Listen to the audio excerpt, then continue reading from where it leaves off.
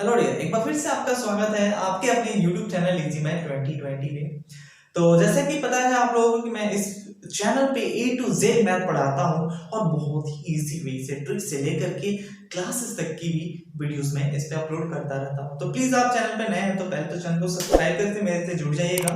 इस वीडियो में हम लोग पढ़ने वाले हैं BTC फर्स्ट सेमेस्टर का तीसरा चैप्टर जो कि भिन्न पे आधारित है। तो इससे पहले मैं 2 वीडियो अपलोड कर चुका हूं, यदि वो आप वीडियो नहीं देखे हैं तो प्लीज जाकर के देख लीजिएगा।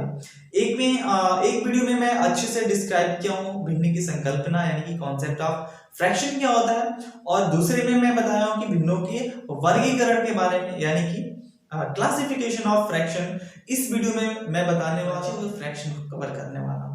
सो प्लीज मेरा मानना है कि कोई भी चीज को अच्छे से सीखना चाहिए, आधे अधूरे ज्ञान बहुत डेंजरस होता है।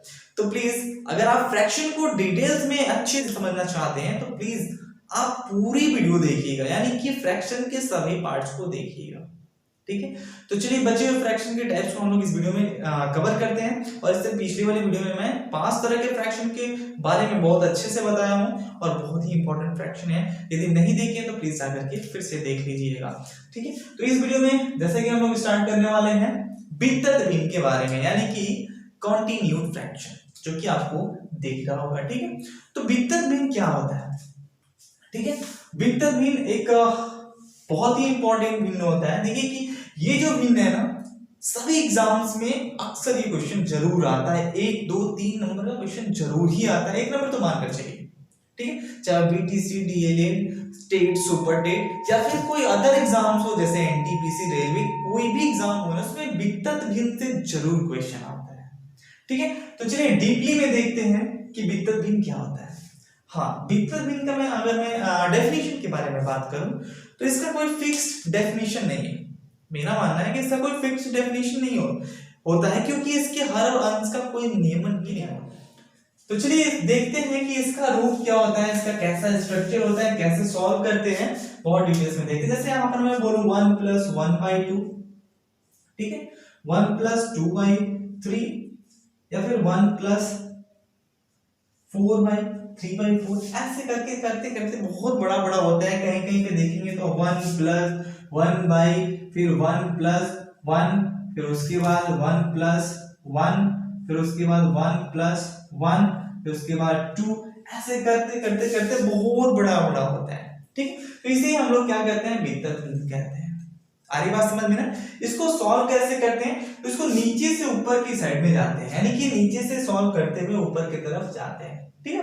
जैसे इसी को ले लेते हैं, इसमें हमें देखिए क्या कुछ नहीं, तो इसे नीचे 1 हो जाएगा, इसमें एलसीएम 4 ले लेंगे तो 4 हो जाएगा 4 एंड +3 आ जाएगा, ठीक है। अब ये इसके प्लेस पे पूरा आ जाएगा, ओके, अच्छे से समझिएगा, ठीक है। तो ये कितना आ जाएगा, 7/4 आ जाएगा, यानी कि इस पूरे प्लेस पे क्या आ जाएगा, 7/4, ठीक है। जैसे मैं बोलूं अब कितना आ जाएगा, 1 + 1/2 एंड 1 + 3, और y कितना आ जाएगा, 7/4, ठीक है, 7/4। अब देखिए भिन्न में यही पॉइंट होता है सबसे ज्यादा कंफ्यूज करने वाला। इस पॉइंट को, इस टॉपिक को जरूर आपको अच्छे से समझना चाहिए। अब एक्चुअली यहाँ पर क्या हो जाएगा, अब ये पलट करके जाकर के इससे मल्टीप्लाई हो जाएगा और ये नीचे के नीचे 7 रह जाएगा, यानी कि ये 4 क्या हो जाएगा, आकर के इससे मल्टीप्लाई हो जाएगा, ठीक है। तो ये हो जाएगा इस तरह से। अब ये ऊपर कितना हो गया, अब ये ऊपर हो जाएगा आपका, ये हो जाएगा 1, ठीक है। ये कितना हो जाएगा, अब ये ऊपर जाकर के मल्टीप्लाई होगा, देखिए इसकी जगह पे ये तो रहेगा ही, जब ये मल्टीप्लाई हो जाएगा तो ये कितना आ जाएगा 12, यानी कि फिर से हम लिखेंगे तो कितना लिख सकते हैं, इनको हम यहीं पे कर देते हैं, ठीक है। तो ये कितना हो जाएगा, ये टोटल हो जाएगा 12, राइट। अगेन इसमें फिर से 7 हम लेंगे एलसीएम, तो ये 7 और +12, ठीक है, ऐसे ही जुड़ता जाएगा। अब इसके प्लेस पे फिर क्या आ जाएगा, यहाँ पे अब ऐड करेंगे तो 19 आ जाएगा और ये +1, तो इन सब के प्लेस पे क्या आ जाएगा, इन सब के प्लेस पे क्या आ जाएगा, 19/1। तो हम इसको मिटा करके लिख सकते हैं क्या, 19/1, ठीक है, सॉरी 19 बाई कितना था, 19/7, ओके। अब इसी तरह से ये क्या हो जाएगा, फिर ये ऊपर जाकर के मल्टीप्लाई हो जाएगा 19 से, फिर इसको सॉल्व करेंगे, फिर ये ऊपर जाकर मल्टीप्लाई हो जाएगा, फिर इसके बाद जो आएगा उसे सॉल्व करेंगे। इसी तरह से ये भीतर भी चलता रहता है। ठीक है, देखिए इसमें सबसे बड़ी जो इंपॉर्टेंट टॉपिक है उसको समझ लेते हैं।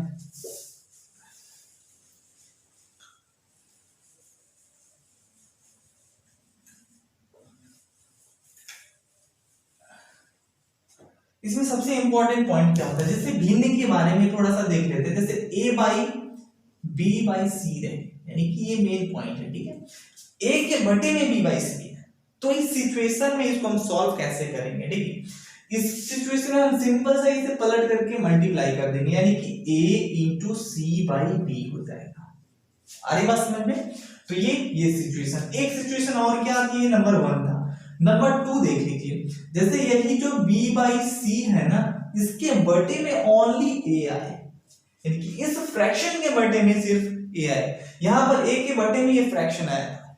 ठीक है, इस सिचुएशन में हम क्या करेंगे, तो इस सिचुएशन में भी हम क्या करेंगे, जो नीचे होगा ना, तो इसके नीचे कुछ नहीं तो 1 मान लेते हैं, फ्रैक्शन बन गया।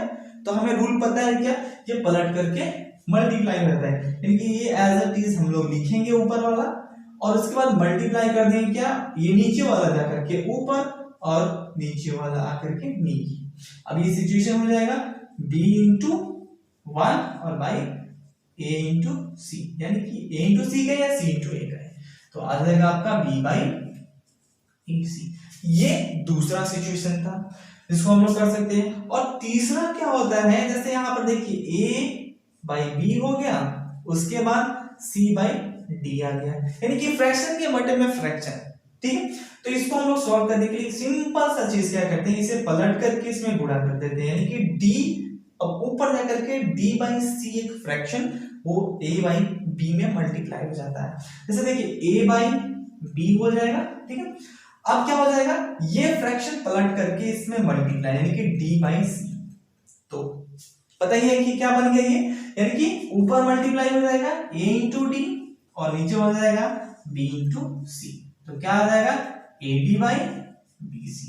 ठीक है, इस तरह से फ्रैक्शन का क्वेश्चन को सॉल्व करते हैं। ठीक है, तो वही रूल इसमें अप्लाई होता जाता है। ये बहुत इंपॉर्टेंट टॉपिक है, बहुत ही इंपॉर्टेंट फ्रैक्शन है, जिसको हम लोग वितर्बीन कहते हैं। ठीक है, इसको बहुत डीपली आप पढ़िएगा, और लेकिन ये रूल्स को ना प्रैक्टिस करिए, क्योंकि बहुत सारे स्टूडेंट को कंफ्यूजन यहीं पे होती है। इसको सॉल्व करने में लोग क्या करते हैं, ऊपर के नीचे, नीचे के ऊपर मल्टीप्लाई करके क्वेश्चन को गलत कर देते हैं, और यहीं से क्या होता है, इसका पूरा क्वेश्चन क्या हो जाता है, गलत हो जाता है। ठीक है, तो चलिए देखते हैं इसके नेक्स्ट मीन को। अगला मीन क्या है, तो नेक्स्ट मीन है समतुल्य भिन्न, यानी कि इक्विवेलेंट फ्रैक्शन। ठीक है, बहुत इंपॉर्टेंट फ्रैक्शन है। ठीक है, तो चलिए इसको देखते हैं, इसका कैसे क्या सब अपना अपना मेथड होता है। तो देखिए इक्विवेलेंट फ्रैक्शन यानी कि जो ये समतुल्य भिन्न होता है, इसका डेफिनेशन क्या होता है, तो सिंपल सी चीज है, एक ही भिन्न से बने हुए आगे के भिन्नों को हम लोग क्या बोलते हैं, समतुल्य भिन्न बोलते हैं। यानी कि एक ही भिन्न के दो या दो से अधिक भिन्न को हम लोग क्या बोलते हैं, समतुल्य भिन्न बोलते हैं। यानी एक ही भिन्न से जन्मे हुए आगे के भिन्न को हम लोग समतुल्य भिन्न बोलेंगे। जैसे देखिए इसका एग्जांपल हम लोग देखते हैं, एग्जांपल के तौर पर हम लोग क्या देखते हैं, जैसे यहाँ पर 2/5 है। ठीक है, तो इसका इक्विवेलेंट फ्रैक्शन क्या होगा, तो इसमें बस रूल क्या होता है कि जैसे जितना ऊपर उतना नीचे मल्टीप्लाई कर देते हैं। ठीक है, तो इसका समतुल्य भिन्न यहाँ पर आ जाता है बनकर के 4/10, इसका समतुल्य भिन्न बन गया, यानी कि 2/5 का समतुल्य भिन्न 4/10 है। कोई भी भिन्न हो, 7/9 हो, इसका ऊपर नीचे मल्टीप्लाई कर देंगे सेम नंबर से, सेम डिजिट से, तो क्या आ जाएगा, एंड ये इसका समतुल्य भिन्न है, यानी कि 7/9 का समतुल्य भिन्न 21/7 है। बड़ी चीज क्या है इसमें, कहने का मतलब ये है कि यदि हम इसको सिंपलेस्ट फॉर्म में, यानी कि एकदम सरलतर रूप में करें, तो यही फ्रैक्शन आना चाहिए, यानी कि 7/9 ही आना चाहिए। तो देखिए अगर हम 3 से इसको कट करते हैं तो 7 टाइम में कटेगा, और 3 से इसको कट करेंगे तो 9 टाइम में कटेगा, तो क्या वही आ गया ना 7/9, आगे कि नहीं आगे। तो ये समतुल्य भिन्न का मतलब होता है कि जो पहला फ्रैक्शन है, जो इससे बनने वाला फ्रैक्शन है, वो क्या होने चाहिए, अगर मैं उसको सिंपलेस्ट फॉर्म में करूं तो इसी रूप में आना चाहिए, यानी कि सेम टू सेम यही आना चाहिए। तो वो हम कह सकते हैं समतुल्य भिन्न होता है, इक्विवेलेंट फ्रैक्शन होता है। इसमें क्वेश्चन भी कुछ अलग अलग तरीके से पूछता है। जैसे यहाँ पर दे दिया 2/5, बोले कि इसका 4 समतुल्य भिन्न लिखिए, 2 समतुल्य भिन्न लिखिए। इसका नेक्स्ट 2 इक्विवेलेंट फ्रैक्शन क्या होगा, ठीक है। तो लिख देगा, इंग्लिश में बोल देगा 2/5, यानी कि राइट 4 इक्विवेलेंट फ्रैक्शन ऑफ 2/5। तो इसका 4 फ्रैक्शन हमें बनाना होगा, कैसे बनाना होगा उसको भी सीख लेते हैं। तो इसमें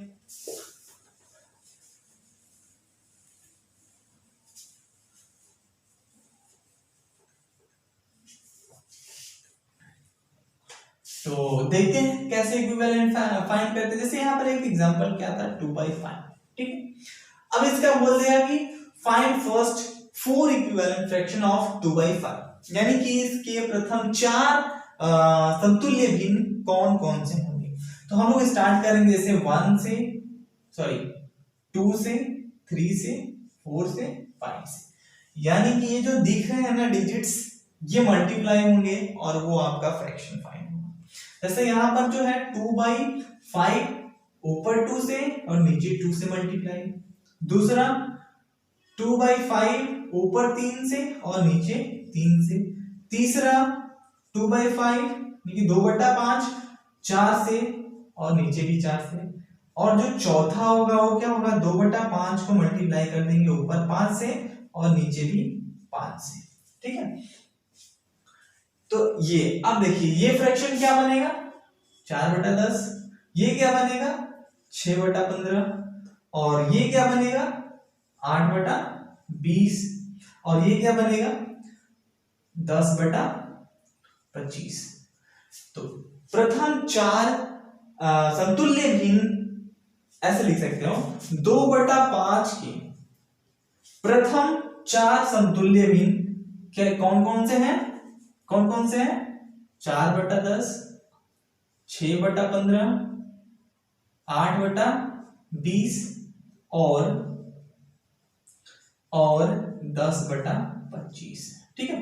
तो यही इनके समतुल्य भिन्न है। इसी तरह से समतुल्य भिन्न फाइंड किया जाता है, इसी तरह से ज्ञात किया जाता है। बहुत आसान है, बस कहने का मेरा मतलब ये है कि जो यहाँ पर फ्रैक्शन है, इससे बनने वाले सभी फ्रैक्शन यदि हम सिंपलेस्ट फॉर्म में करें, उसको कट करें तो यही आना चाहिए। कोई भी फ्रैक्शन को उठा लीजिए, अगर हम उसको कट करेंगे तो 2/5 ही आएगा। जैसे हम देखिए 10/25 है ना जो लास्ट वाला, अगर 10/25 को हम लोग सिंपलेस्ट फॉर्म में करें तो देखिए 5 से 2 बार में कटेगा, 5 से 5 बार में कटेगा, आया कि नहीं आया, 2/5 आया कि नहीं आया।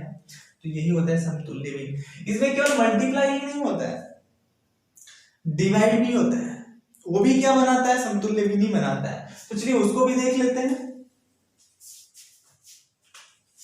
जैसे यहां पर एक एग्जांपल ले लेते हैं, 25/40, ठीक है।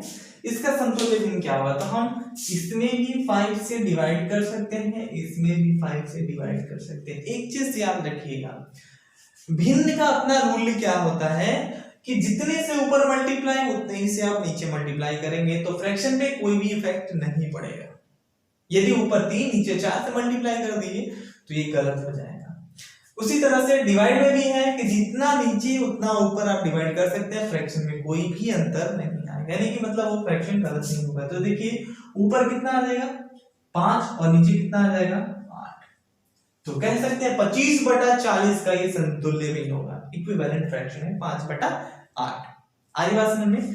तो जैसे अगर यहां पर दे देगा कि 40/80, ठीक है, और इस तरफ से दे देगा यहां पर हो जाएगा 10, और पूछेगा कि बताइए यहां पर क्या होगा, ऐसे क्वेश्चन पूछता है। तो यहां पर क्या होगा, तो अब देखिए दिमाग में ये क्लिक करना होगा मेरा कि ये 40 है उससे 10 कैसे बन गए यहाँ पे, यानी कि 4 से इसको डिवाइड किया तब ये 10 बन गया। तो जब ऊपर 4 से डिवाइड करेंगे तो नीचे भी 4 से ही करेंगे, तो ऑटोमेटिक आ जाएगा ये।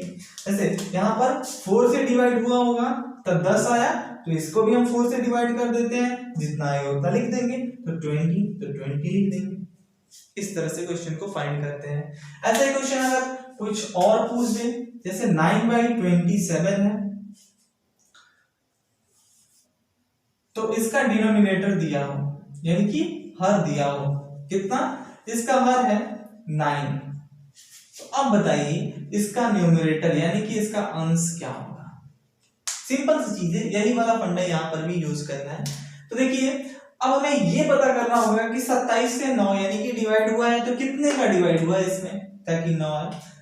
तो देखिए हर बार ये फाइंड करना मुश्किल होगा, इतना छोटा है तो हम लोग डिवाइड कर ले रहे हैं, लेकिन जब बड़ा होगा तब कैसे करेंगे, यानी कि तब कैसा इतना देख करके पता कर लेंगे इसमें कितने से डिवाइड हुआ है। तो सिंपल सी बात है, यहां पर जो रहेगा उसको हम इससे डिवाइड कर देंगे, यानी कि 27 को 9 से डिवाइड कर देंगे। कितने टाइम में घटा है, 3 टाइम में कितना है 27, यानी कि इसमें 3 से डिवाइड हुआ है तब ये 9 है।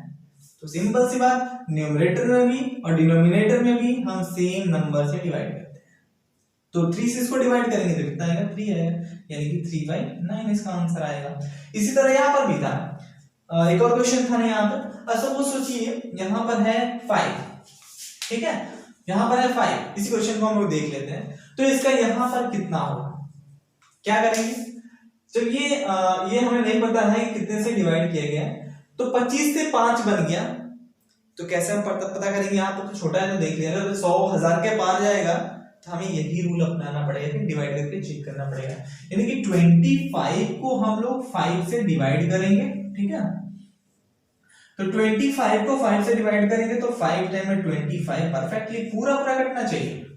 क्या चीज, पूरा कटना चाहिए। तो ये 5 से ऊपर डिवाइड हुआ है तब 5 आया है, और 5 से ही हम नीचे भी करेंगे तो इसलिए 8 आएगा। आई बात समझ में ना। तो ये होता है समतुल्य भिन्न। तो समतुल्य भिन्न कैसे, अगले समतुल्य भिन्न कैसे ज्ञात करते हैं, समतुल्य भिन्न को कैसे सॉल्व करते हैं, कैसे डिवाइड करके निकालते हैं, कैसे मल्टीप्लाई करके निकालते हैं, तो सबके सब चीज आपके सामने है। हाँ, प्लस और माइनस नहीं होता है, यानी कि प्लस और माइनस करके हम समतुल्य भिन्न नहीं निकालते हैं। मेरा कहने का मतलब ये है कि जैसे 7/5 है तो प्लस इसमें भी 4 कर दें और प्लस इसमें भी 4 कर दें, तो क्या हो, ऊपर जो 12/9 आएगा ये भी क्या सही रहेगा, नहीं रहेगा, ये सही नहीं रहेगा। अच्छा ठीक है, इसको कट करते देखते हैं कि 7/5 आता है समतुल्य भिन्न में, ये भी रूल है। तो देखिए इसको 3 से करते हैं तो 4 टाइम करता है, इसको 3 से करते हैं तो 3 टाइम में करता है, ये तो कुछ और आने लगा, ये तो 7/5 है। तो समतुल्य भिन्न प्लस करने पे नहीं आता है, उसी तरह से समतुल्य भिन्न माइनस करने पे भी नहीं आता है। जैसे यहाँ पर मैं बोलूं कि 7/5 है, अगर -2 कर दूं और -2 कर दूं तो क्या समतुल्य भिन्न आएगा, नहीं आएगा, किसी भी कीमत पे नहीं आएगा।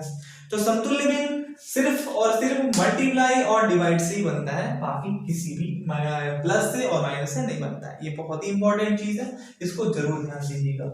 एक और इंपॉर्टेंट नोट, अब जहां तक बात थी कि मल्टीप्लाई करके ही आ रहा था, ठीक है, मल्टीप्लाई करके ही आ रहा था, तो देखिए सबसे बड़ी चीज, तब तो कोई बोल देगा कि तब तो 0 से भी मल्टीप्लाई करते हैं हम, तो सेम आना चाहिए, नहीं।